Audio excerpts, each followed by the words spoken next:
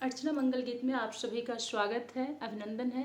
तो आप लोगों को हमारी भजन कैसी लगती है आप लोग कमेंट में ज़रूर बताइएगा, तब मैं आगे ऐसे काम करती रहूँगी और आप लोगों के बीच हमारी उपस्थिति मिलती रहेगी और प्रयास करेंगे हर रोज़ नए नए भजन कीर्तन लाने के लिए। तो सुनाते हैं एक होली का गीत।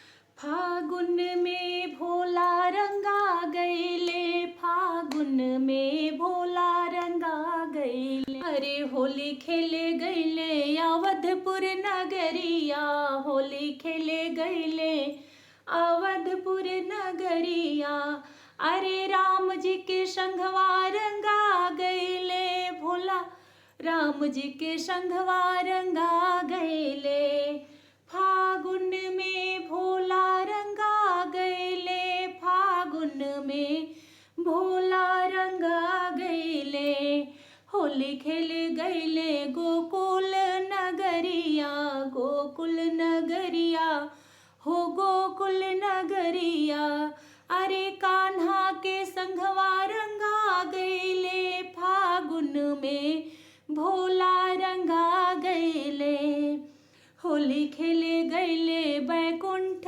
नगरिया, होली खेले गईले बैकुंठ नगरिया, अरे विष्णु के संघवा रंगा गईले, फागुन में भोला रंगा गईले, फागुन में भोला रंगा गईले, फागुन में भोला रंगा गईले।